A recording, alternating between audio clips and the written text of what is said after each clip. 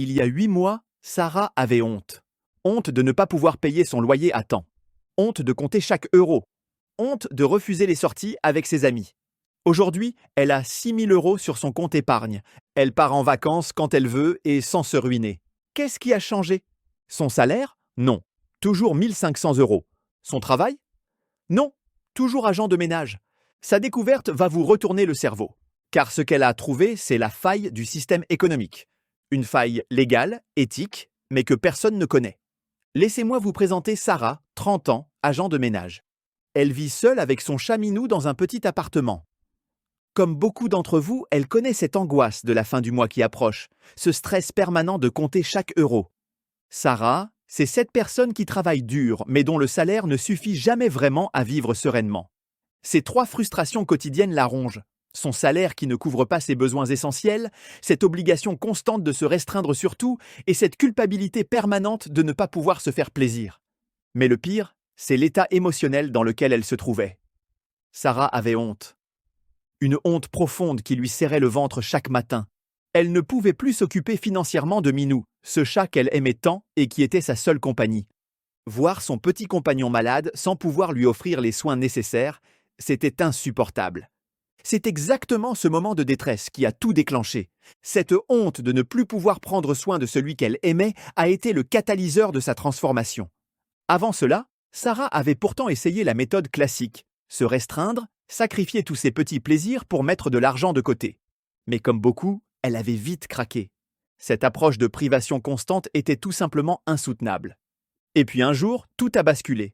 Sarah a fait une découverte qui allait changer sa vision de l'argent pour toujours. Elle pouvait mettre de l'argent de côté sans se priver. Mais comment? La révélation est venue de son travail. En nettoyant les bureaux d'une entreprise, Sarah a remarqué quelque chose d'étrange sur une facture d'assurance qui traînait. Le prix était bien inférieur à celui qu'elle payait pour la même couverture. Intriguée, elle a osé poser la question à l'expert comptable de l'entreprise. Sa réponse a été un déclic. C'est l'effet des économies d'échelle, Sarah. L'entreprise est assez grande pour négocier des prix préférentiels. Plus on est nombreux, plus on a de poids pour obtenir de meilleurs tarifs. Cette phrase a résonné dans sa tête pendant des jours. Et si elle pouvait appliquer ce principe à sa propre situation?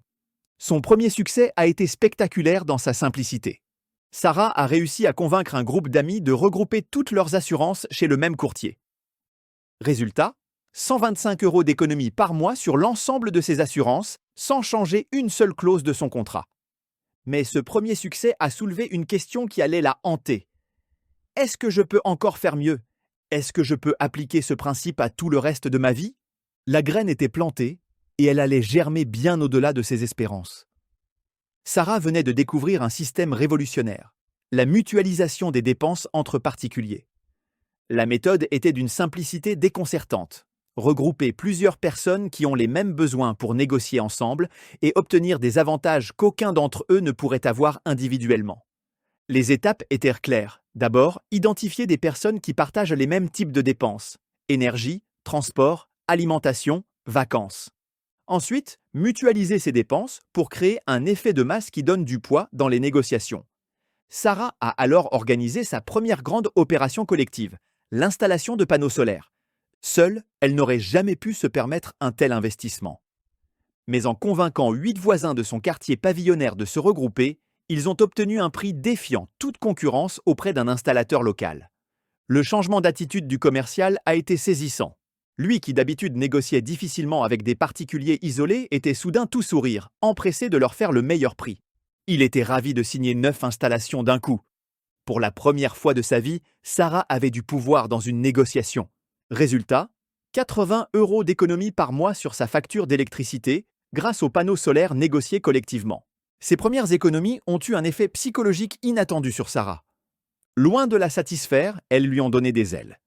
Si elle pouvait économiser autant sur l'énergie et les assurances, pourquoi pas sur tout le reste? Sarah a alors développé une technique qui défie tous les conseils financiers conventionnels. Elle a créé un véritable écosystème d'entraide économique avec son réseau grandissant. Le covoiturage organisé est devenu sa deuxième source d'économie. Avec 4 collègues qui travaillaient dans la même zone, ils ont organisé un système de rotation. Résultat, 120 € d'économie par mois sur ses frais de transport. L'alimentation collective a été sa 3e révolution. Sarah a monté un groupe de 12 familles pour acheter directement chez les producteurs locaux. Légumes bio de la ferme Dupont, viande de qualité chez l'éleveur Martin, fromages artisanaux de la fromagerie Leblanc. Plus besoin de payer les marges des intermédiaires? Économie, 150 € par mois sur son budget alimentaire tout en mangeant mieux. Les vacances partagées ont été le coup de grâce. En s'associant avec 3 autres familles pour louer de grandes maisons de vacances, Sarah a découvert qu'elle pouvait partir 3 semaines par an au lieu d'une pour le même budget. Économies annuelles, 1800 €, soit 150 € par mois lissés sur l'année. Un comportement est devenu automatique chez Sarah. À chaque besoin, elle se demande d'abord « avec qui puis-je mutualiser cela ?» Cette habitude simple a multiplié ses économies de façon exponentielle. Aujourd'hui, Sarah économise 500 € chaque mois grâce à son système d'entraide économique. 125 € sur les assurances, 80 € sur l'électricité, 120 € sur le transport, covoiturage, 150 € sur l'alimentation, achat producteur, 150 € sur les vacances, location partagée, sans compter les dizaines d'autres petites économies quotidiennes. Mais au-delà des chiffres, c'est sa relation à l'argent qui s'est métamorphosée.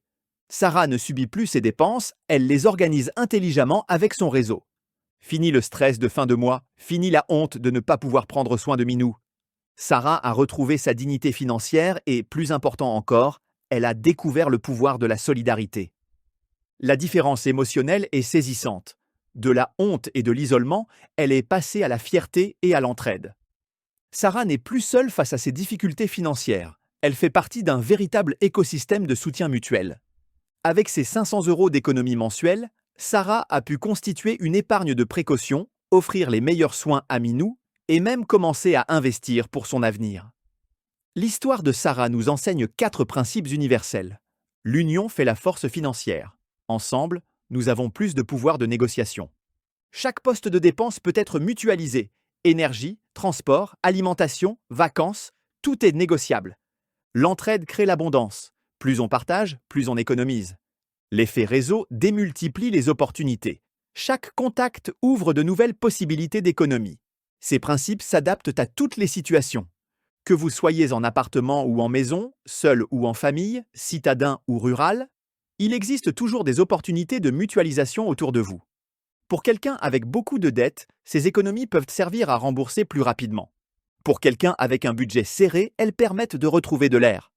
Pour quelqu'un qui s'en sort déjà, elles ouvrent la voie à l'investissement. Seuls nous sommes faibles, ensemble nous sommes riches. Cette phrase résume parfaitement la philosophie que Sarah a découverte. Aujourd'hui, Sarah ne s'arrête pas là. Elle développe son réseau d'entraide économique et aide d'autres personnes à découvrir cette méthode révolutionnaire. Son objectif ? Créer une véritable communauté d'abondance partagée. Et vous, êtes-vous prêt à arrêter de lutter seul contre vos difficultés financières ? Êtes-vous prêt à découvrir comment économiser 500 € par mois sans privation ? Dans ma prochaine vidéo, je vous révélerai exactement comment reproduire le système de Sarah étape par étape. Comment trouver vos partenaires, organiser vos premiers achats groupés et construire votre propre réseau d'entraide économique. Mais dès aujourd'hui, vous pouvez commencer. Regardez votre plus grosse dépense mensuelle et demandez-vous « Qui d'autre autour de moi a la même dépense ?» Cette simple question pourrait être le début de votre propre transformation vers 500 € d'économie mensuelle. L'abondance n'est pas une question de salaire, c'est une question d'organisation collective. Sarah l'a prouvé et vous pouvez le faire aussi.